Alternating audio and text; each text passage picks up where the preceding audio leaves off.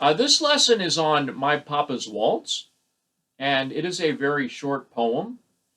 And this is a poem that I've actually taught in my college classroom for many years now. I actually use it in the very beginning of a lot of my courses, just as an introduction to a course, as a bit of an exercise to quickly and efficiently show students how to go about analyzing and critically thinking about a text. And I like to do this by using literary elements. Now, literary elements are things like plot and character and setting, themes, symbols, so on and so forth. And um, over the course of a class, you know, I break down these literary elements and explain them in detail and give students a real good idea of how each literary element works, and how they function and how you can use each literary element to, you know, unearth layers and meaning, in a piece of text. And usually for each literary element, I will um, pick a story or a piece of literature or a text that highlights that particular literary element. So, for example, when I talk about a basic plot structure, I will use Everyday Use by Alice Walker. I think that story is an excellent representation of plot structure when you're identifying, an inciting incident or the rising action or the climax, the falling action, and the resolution. And it also has some really great exposition. And then it brings about this great question of, who's the protagonist and who's the antagonist, right? Um, when I talk about complex character, you could use almost any piece of text for that, as long as it's, fairly meaty and juicy. Sometimes for that, I'll use A Hunger Artist by Franz Kafka. I also think setting is important, historical setting, geographical setting, and the actual physical setting, and how symbolism can be very important when you're talking about setting. And for that, I like to use The Story of an Hour by Kate Chopin to emphasize or highlight historical setting. And for physical setting, I actually like to use Hills Like White Elephants by Ernest Hemingway, because the physical setting of the train station and the landscape is very symbolic for the action and the conflict in the story. Now, we could use almost any text for themes, right? And symbolism is present in a lot of literature or stories or, in a piece of text. But I do, for that, like to use the lottery. The black box of the lottery is very symbolic for the events, for death, but more importantly, community, um, the good of the community, uh, the future of the community, and things like that. And one of the reasons why I go ahead and talk about some of these things is to show you, that each literary element has value, and it's and you have to know how they work and function individually, to highlight specific things in a text. But then you can also use those literary elements to sort of add up the pieces of the puzzle. A lot of times when you're dealing with, critical thinking or analysis of a piece of text, you are dealing with pieces of a puzzle, right? You're grabbing this piece and you're grabbing that piece and you're grabbing this piece and you're grabbing that piece, and you're slowly but surely adding up the pieces of the puzzle until you can start to infer certain things or draw certain conclusions, to get to the real meaning or heart and soul of, that piece or whatever, depending on sort of your task, goal, and mission at that particular time, right? And these are tools. Any profession that you work in, whether it's a doctor or a lawyer or an electrician or a plumber, they have certain tools to complete a project, right? And so for us, as an analyzer of a piece of text, our tools are the literary elements, and we can use them to pull the greatest meaning out of a piece of text. Now, normally, traditionally, I would choose a text that is longer, um, to give us an opportunity to really sit with and explore and challenge ourselves, right? Um, but for this particular lesson, I would just like to quickly and efficiently sort of apply how we go about quickly analyzing a piece of text using the literary elements, and and how quickly it can be done once you learn how it all works, or how once you know how it all works, right? And that we really can milk a lot of meaning out of even something like a very short poem. So what I'd like to do for you really quick is I would like to read this poem, My Papa's Waltz, and then I'll start to move through certain aspects of that. My Papa's Waltz. The whiskey on your breath could make a small boy dizzy, but I hung on like death. Such waltzing was not easy. We romped until the pans slid from the kitchen shelf. My mother's countenance could not unfrown itself. The hand that held my wrist was battered on one knuckle. At every step you missed, my right ear scraped a buckle.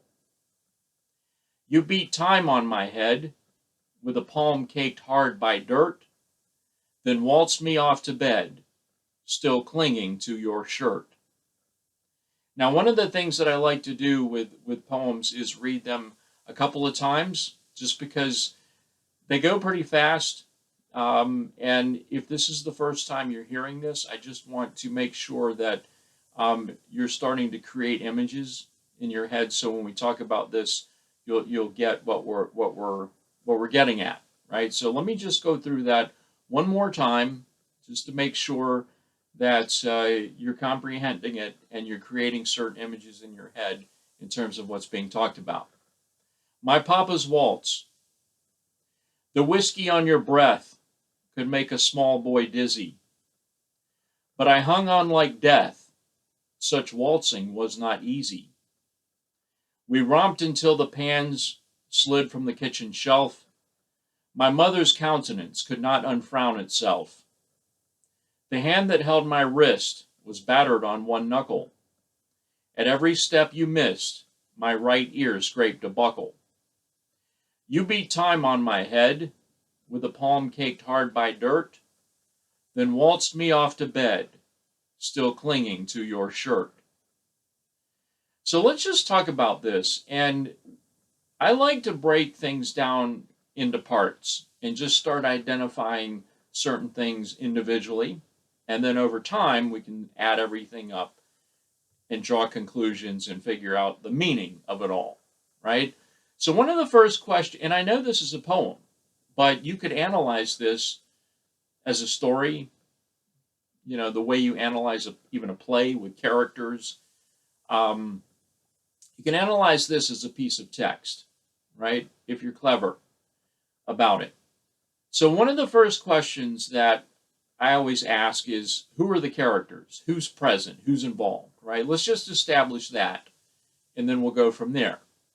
So in this, we have a father and a child, right? And we also have a mother. So those are the characters in a sense. That's who's involved, right? Just to get our footing and lay some foundation. And we build from that. The father, the child, and the mother. Now, the next question we can ask is, well, how do you explain each of the characters? And, what kind of vibes are they giving off? What do they physically look like, maybe? What behavior are they giving out, or what are relationships? Or who's just doing what in this piece of text? Now, we have the father, right? And we can use pieces and parts of this to draw conclusions on other pieces and parts. We can use our context clues.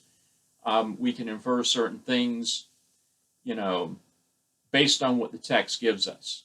And I always like to emphasize that we can't necessarily make up things, right? We can't necessarily draw conclusions on things that aren't here, right? We can't make things up, but we can draw the best possible conclusion. And that may not necessarily give us a final answer, but it may at least give us enough to think about something, you know, that contributes to a whole. The father, I think we can probably go ahead and establish as, you know, being drunk, right? The whiskey on your breath could make a small boy dizzy. The father comes home, and we can establish this as a home if we want to go ahead and jump to the setting, right? If I ask the question, well, what's the setting, right? We can use the text to decide for ourselves, well, the setting is a home in the kitchen, right? We romped until the pans slid from the kitchen shelf, right? So I think we can draw the conclusion that the physical setting is the home in the kitchen, perhaps other parts of the house, but we're not quite sure. And then eventually, since he's waltzed off to bed, maybe a bedroom. We don't know much about historical setting and geographical setting here, but we're good with that based on what we're given, right? We're going to come back to the father, but let's go to the child, right? So we know it's a child, can make a small boy dizzy, right? And one of the questions I always ask is, well, how old is the child? And that's a question that's starting to stretch it a little bit, right? But this is how we do this, you know, based on using each little piece and part, right? So it doesn't directly tell us, but it does tell us that my right ear scraped a buckle. At every step you missed, Father, my right ear scraped a buckle. My right ear scraped a buckle, a belt buckle. So if the child's ear is scraping a belt buckle, we can guesstimate about how tall the child is and about how old they are, right? So again, we're using the text to draw the conclusions on certain things that aren't directly given to us. Now we also have the mother. So I ask, well, what's the mother doing? My mother's countenance could not unfrown itself, right? And that's the only thing we get about the mother. The only thing we know about the mother is countenance is sort of an expression, right? A stuck facial expression. And it's telling us that that expression could not unfrown itself. All right, so the mother is sad or uncertain or not happy or something, right? So again, like I always say, if you don't know the meaning of a word or you do not know a certain thing about a piece of text, you need to look it up, right? Because there could be a lot of meaning in that word or in something you do not understand. So based on that, we sort of know where the mother is in all of this, and she doesn't ever have a presence anywhere else. Now, sometimes by what's not given can offer us a lot of meaning, and I'm going to go there this time and say that. The fact that that's all we get from her and everything that's happening, you know, she's not present. And we could ask the question, why, right? Why is that all we're getting? But she's not present, right? Other than just what the facial expression. Now, the other thing about the father is sometimes I like to ask this question, well, what do we know about the father in terms of how does he, when he's not in the house right now being drunk, what does he do with the rest of his time? Where is he and what's he doing? And we get this line down here in the last part, you beat time on my head with a palm caked hard by dirt. then waltz me off the bed still clinging to your shirt. With a palm caked hard with dirt, right? I'm going to draw the conclusion or infer that this is a working class father, that he works with his hands somehow, right? So he's a working class father, all right? Now we've established the characters, we've established some qualities or about them or things that, the best we can anyway, based on what we're given here. We've established the setting, right?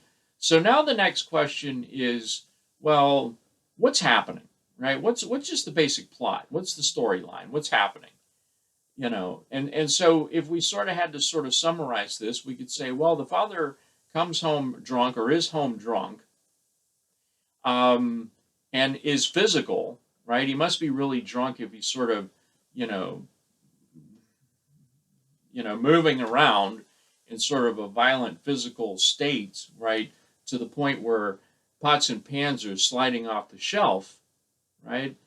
And the mother's just sort of hanging back, observing all of this happening, right? And then we start to get in. We start to see not only is the father sort of drunk and physically moving around, but he's also got the child. He's physically holding the child, right? The hand that held my wrist was battered on one knuckle, right? Which we could come back to that in a minute. Every step you missed, my right ear scraped a buckle. You beat time on my head with a palm caked hard by dirt, then waltzed me off to bed still clinging to your shirt. Right? So he's, the father's got a hold of the child, drunk, physically moving around, but we also know you beat time on my head. The father is physically abusing the child in this drunken state. And then after he does that for a little while, he goes and puts the kid to bed. All right, so we've summarized the plot now. We sort of know what's happening in the story or in the poem, right? Now, one of the questions that I always ask is, what's this business with the waltzing, right? My papa's waltz, right? What is waltzing, right?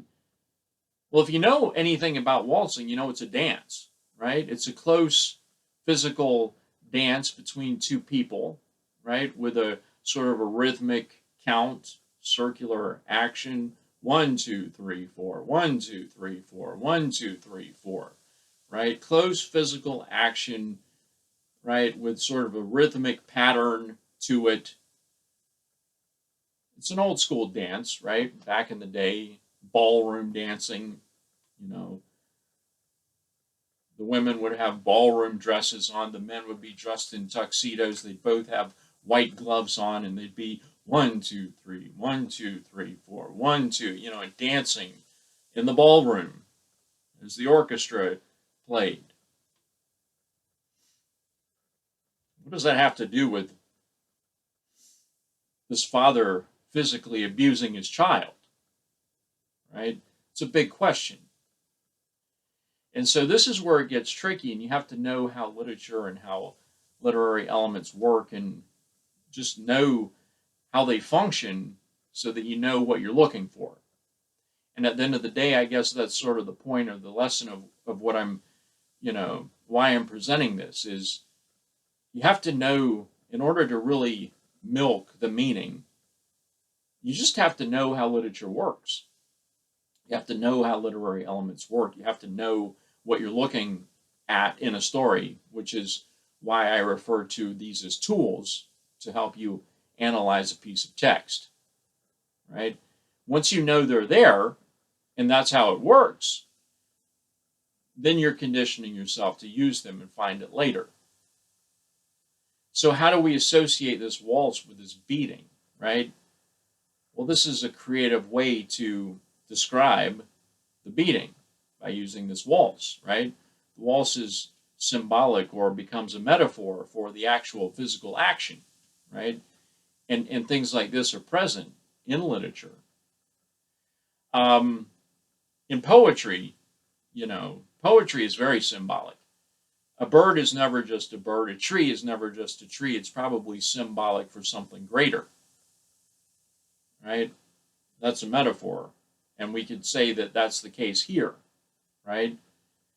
So we sort of translate the description of a waltz onto this father and child and this physical altercation that's happening, right?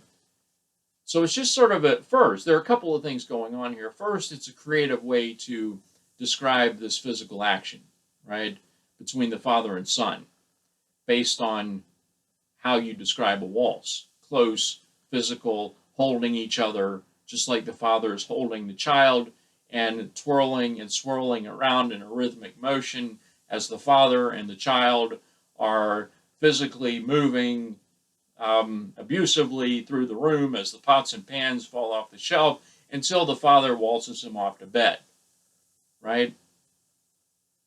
Now we can go a step further with this. If the waltz is a rhythmic count of 1, 2, 3, 4, 1, 2, 3, 4, 1, 2, a continuous action, what we can start to infer here is that perhaps the beating happens frequently, rhythmically, frequently happens. So not only does the abuse happen now in the present action, we can draw the conclusion that it probably more than likely happens on a regular basis, perhaps even every night.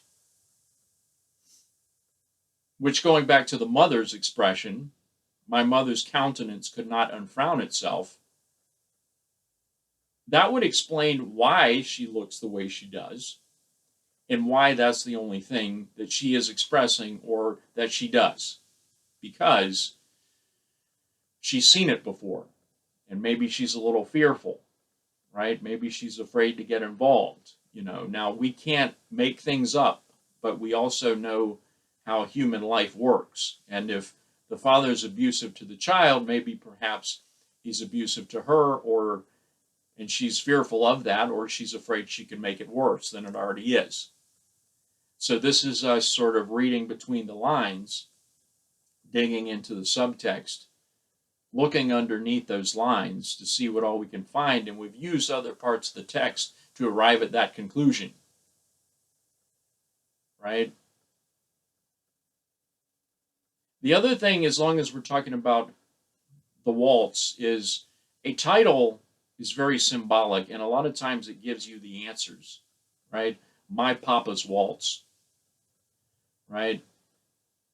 The title is cueing us or forcing us to analyze or figure out what a waltz is and how that relates to this action and what's going on in the poem. And it becomes about the Papa's waltz, right? Or action or frequency of action if the abuse is happening daily or frequently.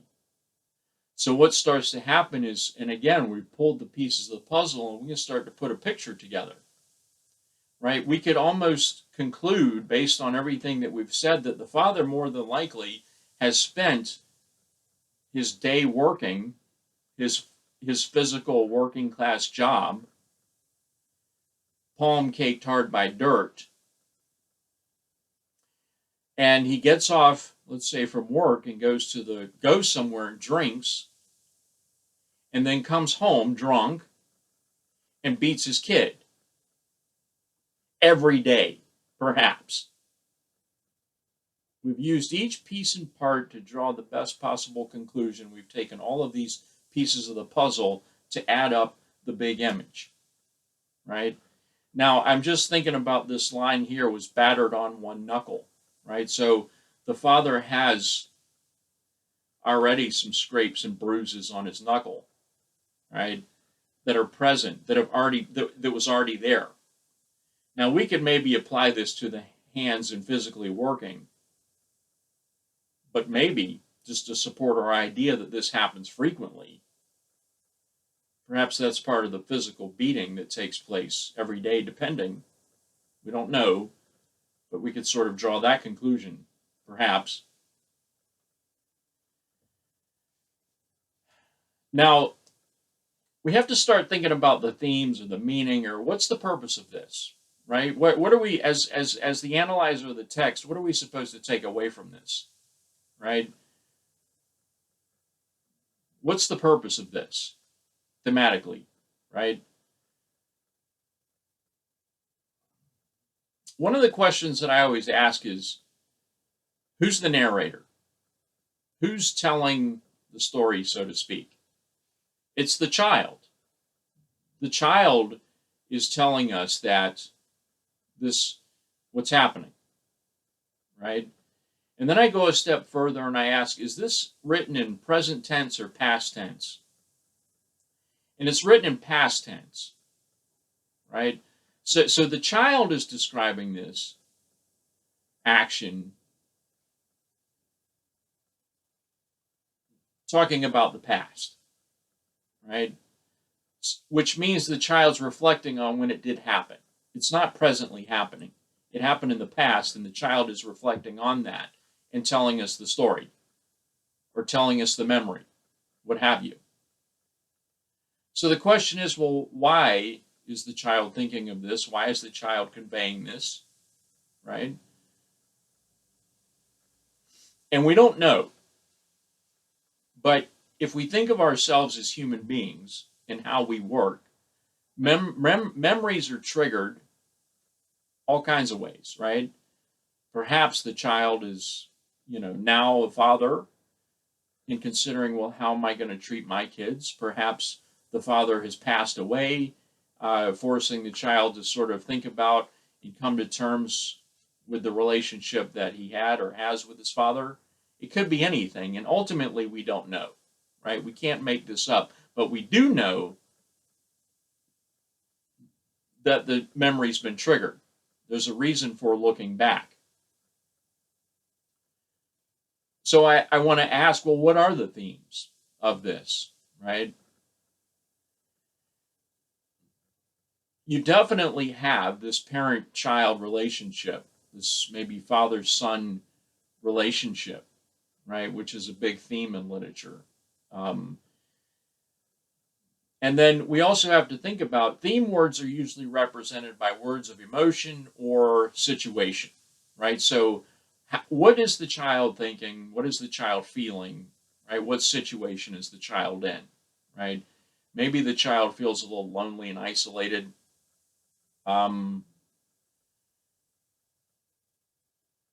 But I think there's this duality in themes here. I think sometimes in literature we can have dominant themes or themes that battle each other. And I would say that's the case here, and it's split somewhere between fear and love. Fear and love, right? This fear, this nervousness, especially as being a child, of being scared or nervous by the father's actions. But at the same time, the child is also expressing some need, some attachment to the father, either in the past or in the present. And we get that. And again, everything is meaning, right? You beat time on my head, which shows the severity of it. We don't even have to look. With a palm caked hard by dirt, then waltz me off to bed, still clinging to your shirt. The child was still clinging to the father's shirt, meaning that the child still wanted something from the father, still needed something from the father, right? Still had some feeling about the father even in this situation. Let's say that the child is grown and is looking back on this as a memory, being told in past tense. By doing that, the child, maybe even as an adult, is still looking back and needing something from the father, right? Now, as a young person, you don't ever want, you're a little ignorant and naive to the realities of life, right? The child may not even be able to comprehend that the father's really that drunk, right? Even though we're given the whiskey on your breath could make a small boy dizzy, the child may be just, you're my father and I admire you and love you, even though you're doing this to me, because that's what a child does, right? But it has left some kind of scar on this narrator, since they are looking back and really asking the same questions, still clinging to the shirt by thinking of the past, by reflecting on this memory of what's going on, right? Um, so in this case, we have a couple of themes battling each other that become dominant, right? There's a split maybe between this fear and anxiety, but this need, want, love, affection, right, between father and child.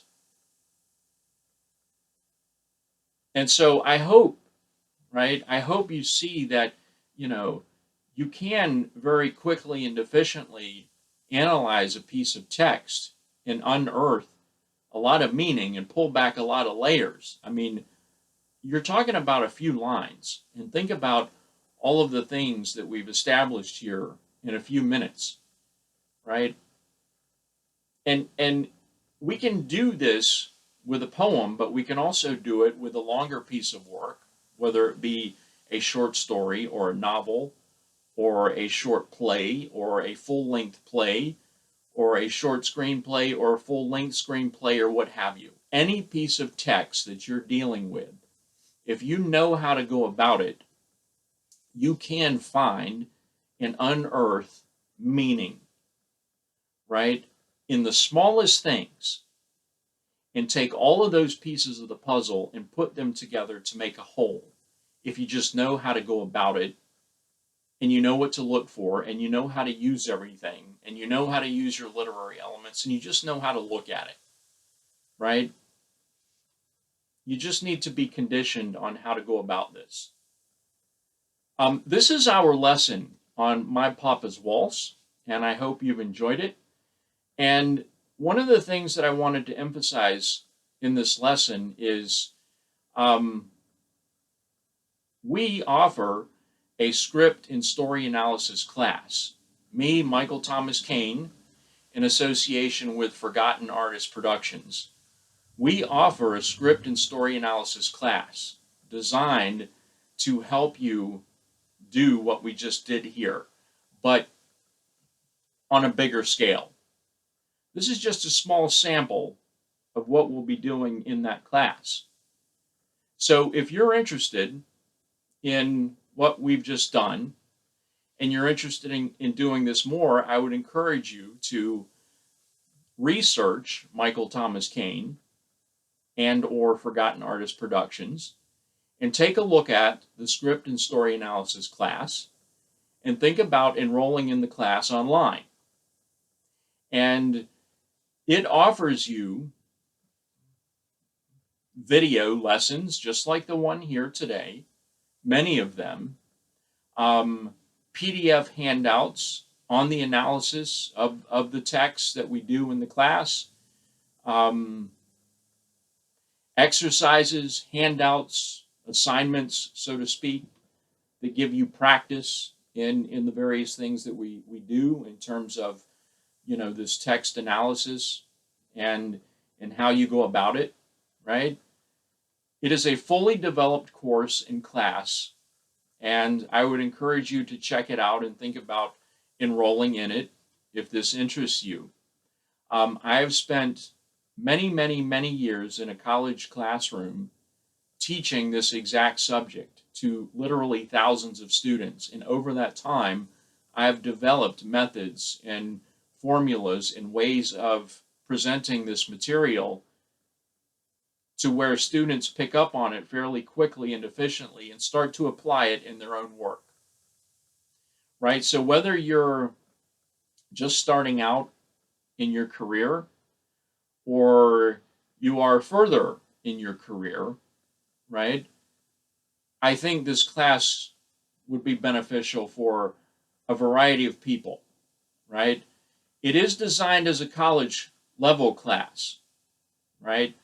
So if you are a young college student who you are seeking new skills to use in your future, I would say go for it.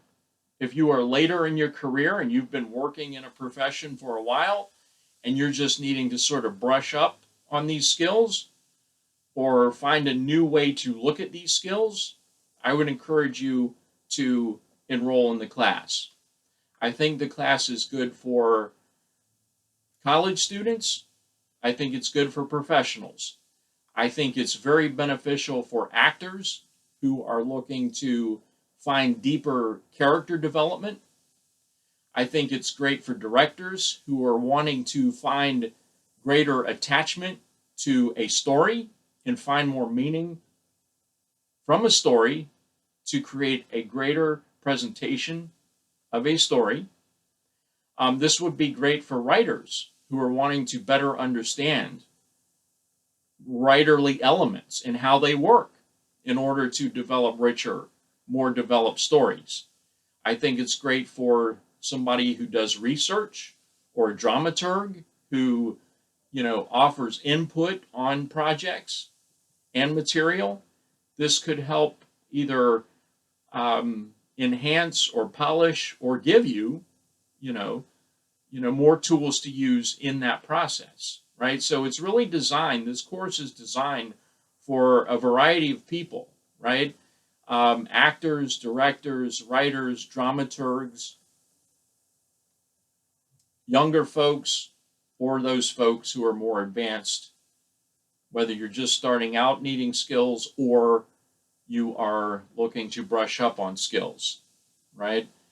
And so with that, probably closely associated with this video, there will be material or links or hashtags or some direction as to where you should go to, at least look at the class and investigate the class, and how to enroll in the class.